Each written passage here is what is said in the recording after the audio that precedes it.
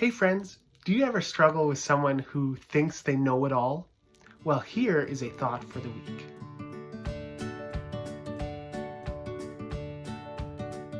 As we come to the end of another university and college semester, some of us know the amount of pressure there is to be able to distill and articulate and even remember all the many things that we've learned in the past year.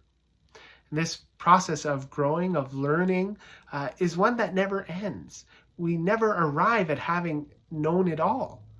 In fact, the more that we know, the more that we know that we don't know. And so this learning process continues. And yet there seems to be this idea that the more we do know, the better off we are. Now, I just finished reading a book called The Imperfect Pastor by Zach Eswine.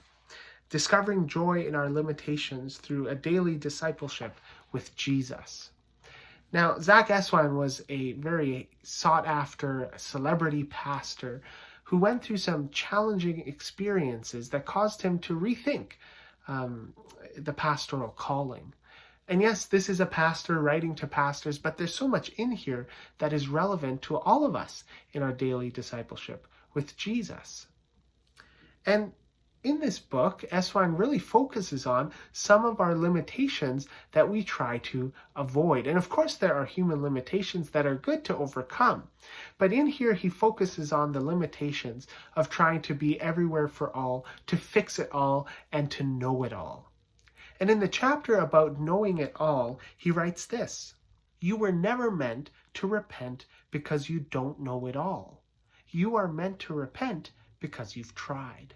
We humans are not omniscient. We are not all-knowing like God is. And no matter how much we try, we will always come up against our human limitations. And the issue for Eswine is not that we don't know it all. The issue is that we've tried, or that we claim to know it all. There's so much knowledge out there to be had. But if we don't have the humility and understanding of what we don't know, we miss out on the contextualization of what we do know. And how that manifests itself is something that we sometimes refer to as wisdom. We can have all the knowledge in the world, but if we do not have wisdom, then we are not much better off. And so for some of us who are now wrapping up our final week of exams and papers, and as we think back on all the things that we've learned in the past year, I would invite us to reflect not only on the knowledge that we have gained, but also the ways in which we have grown in our wisdom. And I hope that we can all reflect and feel okay that as humans we are limited and we cannot know it all. But may the knowledge of that guide us to become more wise. Now, as you go into the rest of your day and this week, may the peace of Christ be with you.